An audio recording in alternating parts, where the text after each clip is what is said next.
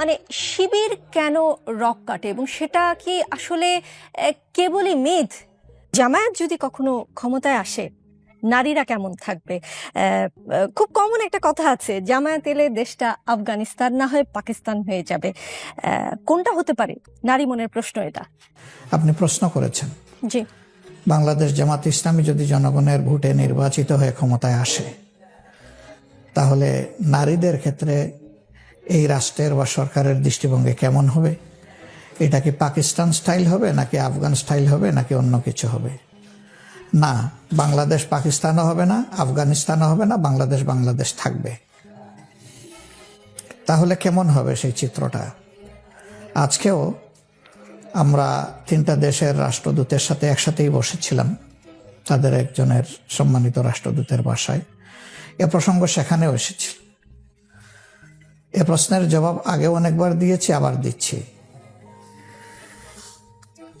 বাংলাদেশ জামাত ইসলামী বিশ্বাস করে যে নারী পুরুষের সম্মিলনেই একটা সমাজ গড়ে ওঠে এবং সমাজ তার কাঙ্ক্ষিত ইস্পিত লক্ষ্যের দিকে এগিয়ে যায়। নারীকে বাদ দিয়ে সমাজ নয়, পুরুষকেও বাদ দিয়ে সমাজ নয়। যার যার অবস্থানে আল্লাহর দেওয়া মেধা, যোগ্যতা, দক্ষতা অনুযায়ী পরিবার, দেশ এবং জাতি গঠনে সবাই ভূমিকা রাখবে। এটি তাদের ন্যায্য অধিকার এবং রাষ্ট্রীয় দায়িত্বও বটে নাগরিক হিসাবে। এদিক থেকে বিবেচনা করলে আফগানিস্তানে অ্যাকচুয়ালি কি হচ্ছে এটা আপনিও চোখে দেখছেন না, আমিও দেখছি না। শুধু মিডিয়ার মাধ্যমে মাঝে মাঝে কিছু খণ্ডচিত্র আমাদের কাছে যেটুকু আসে তাই নিয়ে আমাদের ধারণা। তা আমরা যে আদর্শটা লালন করি এটা পাকিস্তান কিংবা আফগানিস্তান কেন্দ্রিক নয়। এটি হচ্ছে দুনিয়ার সর্বশ্রেষ্ঠ রাষ্ট্র ব্যবস্থা, যেটা ১৫০০ বছর আগে মানবতার মুক্তির জন্যে প্রতিষ্ঠিত হয়েছিল, মদিনা কেন্দ্রিক। আমরা ওই ব্যবস্থাটাই চাই। সেই রাষ্ট্রে নারীদের অবস্থান কেমন ছিল? আপনি একজন বিজ্ঞ সাংবাদিক হিসাবে আমি বিশ্বাস করি আপনি জানেন, সেই রাষ্ট্রে নবী করিম সাল্লাল্লাহু আলাইহি ওয়াসাল্লাম তিনি মহিলাদেরকে রাষ্ট্রীয় গুরুত্বপূর্ণ কাজকর্মে এঙ্গেজ করেছিলেন, এমনকি যুদ্ধের ময়দানেও সঙ্গী বানিয়েছিলেন। তারা পুরুষদের সাথে থেকে যুদ্ধ করেছেন। ওহুদের কঠিন বিপদের সময় আল্লাহ রসুলের সামনে একজন যোদ্ধা জীবনের ঝুঁকি নিয়ে আল্লাহ রসুলকে আগলে রেখেছিলেন। তিনি ছিলেন একজন নারী, একজন মহিলা, একজন মা, হজরতে মুসাইবা রাদিয়াল্লাহু তাআলা আনহা। তিনি ঢাল ছিলেন আল্লাহ রসুলের জন্য। যুদ্ধ শেষে তার দেহ থেকে অনেকগুলা ঝুলন্ত তীর আল্লাহ রসুল নিজেই দাঁতে কামড় দিয়ে বের করেছিলেন। এখান থেকে বুঝতেই পাচ্ছেন যে মানব জীবনের সবচেয়ে কঠিন কাজের নাম হচ্ছে যুদ্ধ। সেই ময়দানেও যখন মহিলারা অংশগ্রহণ করেছেন, কাজেই তাদেরকে গৃহবন্দী করে রাখা অথবা তাদের সামাজিক দায়িত্ব পালন থেকে বাধা দেওয়া এ অধিকার কারণেই। জি। রাষ্ট্রীয় কাজকর্মে তিনি মহিলাদের পরামর্শ নিয়েছেন, ব্যবসা তারা পরিচালনা করেছেন, শিক্ষা তারা দান করেছেন। এক কথায় সমাজের সকল ক্ষেত্রেই তাদের সম্মানজনক অবস্থান এবং বিচরণ ছিল। কিছুদিন আগে ছাত্র শিবিরের ঢাকা বিশ্ববিদ্যালয় শাখার সেক্রেটারি এস.এম. ফরহাদ বললেন যে ছাত্র শিবির কারো রক কেটেছে কিনা আপনারা গুগলে সার্চ দিয়ে দেখবেন, কিছুই পাবেন না। কিন্তু আমি তার কথা শুনে গুগলে সার্চ দিলাম এবং বেশ কিছু অভিযোগ পেলাম। আপনাকে দু একটা শোনাই। ১৯৮৮ সালের ৩১ মে রাজশাহী মেডিকেল কলেজ শাখার ছাত্রমৈত্রীর সভাপতি জামিল আক্তার রতনকে ৪ হাত পায়ের রক কেটে হত্যা করা হয়। ১৯৮৯ সালে রমজান মাসে ছাত্র ইউনিয়নের রাজশাহী বিশ্ববিদ্যালয় শাখার সভাপতি গাজী গোলাম মোস্তফাকে ইফতারের দাওয়াত দিয়ে নিয়ে গিয়ে হাতের রক কেটে দেওয়া হয়। এরকম আরো বেশ কিছু অভিযোগ গুগলে সার্চ করে আমি পেয়েছি। সত্য মিথ্যা আসলে আরেকটু ইনভেস্টিগেট করলে হয়তো আমি বের করতে পারতাম। মানে শিবির কেন রক কাটে এবং সেটা কি আসলে কেবলই মিথ? সত্যতা নিশ্চয়ই আছে। এমনি এমনি তো যা রটে তার তো কিছু বটেও নাকি? আচ্ছা, অনেক অনেক ধন্যবাদ আপনাকে। শিবির রক কেটেছে কিনা সেটা একটা প্রশ্ন। কাটলে কার কার কেটেছে, কতটা কেটেছে, কোন সময় কোন জায়গায় কেটেছে এবং কেন কেটেছে, 3 প্রশ্ন, একের মধ্যে 3। তা আমি এর জবাব অবশ্যই দেব। কিন্তু এও কি আপনি একটু লক্ষ্য করেছেন, একজন সচেতন নাগরিক হিসাবে আমি বাদ দিলাম আপনি সাংবাদিক, অবশ্যই আপনি সাংবাদিক, এটাকে একদিকে রাখলাম। একজন দায়িত্বশীল নাগরিক হিসাবে আপনার কাছে আমার জানার বিষয় যে শিবিরের ছেলেদের একটা ইটের উপরে মাথা রেখে আর একটা ইট দিয়ে এই রাজশাহী বিশ্ববিদ্যালয়ে একজন করে 4 জনকে খুন করা হয়েছে, এটা কি আপনি জানেন?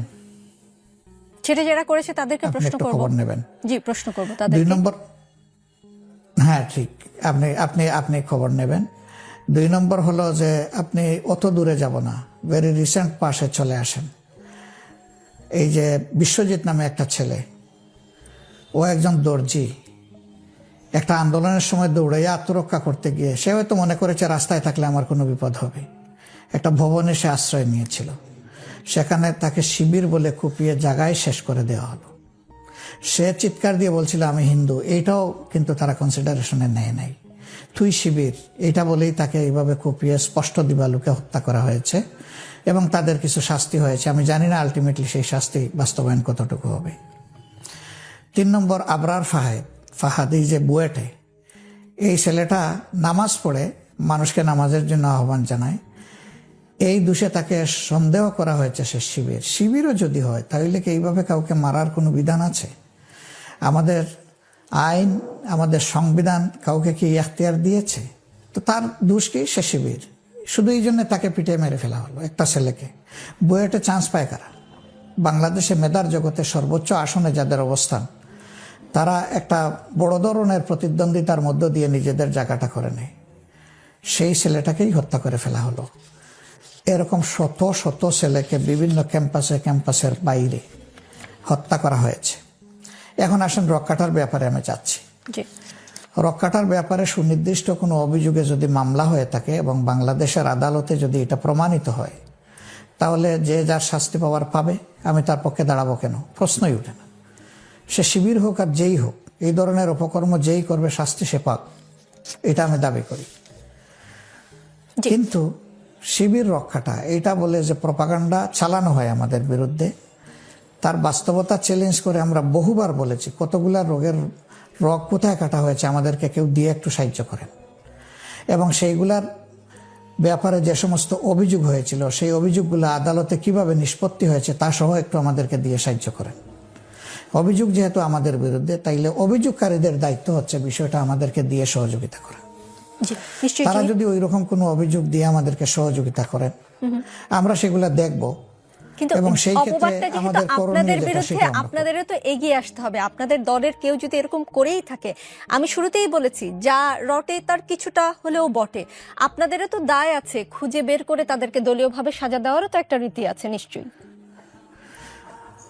হ্যাঁ, অবশ্যই আছে, থাকবে না কেন? যদি কেউ এরকম অপরাধ করে তাকে তো অবশ্যই একটা শৃঙ্খলার আওতায় আনতে হবে, ব্যবস্থার আওতায় আনতে হবে, পদক্ষেপ নিতে হবে। আমরা নেই, যখন যেটা প্রয়োজন মনে করি নেই। আমি রক্ষাটা হিসেবে বলছি না। কেউ দলীয় শৃঙ্খলা ভঙ্গ করলে এবং কারো উপরে আঘাত করলে অন্যায়ভাবে, সেটা অবশ্যই আমরা নেই, নিব না কেন? সেটা সব সংগঠন নেই, আমরাও নেই। ডাক্তার শফিকুর রহমান, কিন্তু আমাদের বিরুদ্ধে যে অভিযোগটা, সেটার বাস্তবতা কতটুকু? আর অন্যদের বিরুদ্ধে হাজারো অপরাধ করার পরে অভিযোগ নেই কেন? না প্লিজ একটু আমাকে আপনাকে বলতে হবে। না, অভিযোগ নেই এই কথাটা কে বললো? আপনি যেহেতু জামায়াতের আমির, জামায়াত সংক্রান্ত সকল না, কিন্তু সেটা তো আপনাদের মুখে আমরা শুনি না। আপনার কাছে আমরা মিডিয়া জগৎ থেকে সেই প্রশ্ন করতে শুনি না কখনো। না, এটা অন্তত আমরা অনুরোধ করব যে সত্যকে সত্য হিসাবে যার বিরুদ্ধে হোক তুলে আনেন। জি, যমুনা টেলিভিশনের শুরুতেই আপনি প্রশংসা করেছেন। যমুনা টেলিভিশন এই কারণেই প্রশংসিত, যমুনা টেলিভিশন সাদাকে সাদা এবং কালোকে কালো বলে এসেছে এবং ভবিষ্যতেও বলবে। আমি যমুনা টেলিভিশনকে বলিনি তো। জি, আপনি বাকি সব গণমাধ্যমের কথা বলেছেন। আমি কিন্তু যমুনা টেলিভিশনকে বলছি না, আমি মিডিয়া জগৎকে বলছি, আমি গণমাধ্যমকে বলছি। জি, আপনি তাদের প্রতীক হিসাবে আপনাকে বলেছি। আমি আপনাকে বা আপনার মিডিয়াকে আলাদাভাবে এই কথাটা বলছি না। আমরা আপনাদের কাছে সাদা এবং কালো স্পষ্টভাবে সমাজের সামনে আসুক সেটা চাই। আমি যদি কালো হয় আমাকেও আনবেন, আমাকেও ছাড় দেবেন না। না, সেটা অন্তত এই রাজনীতির প্ল্যাটফর্ম থেকে এবং আমি রোকসানা আঞ্জুমান নিকোল ছাড় দিব না, সেই বিষয়ে আপনাকে আশ্বস্ত করতে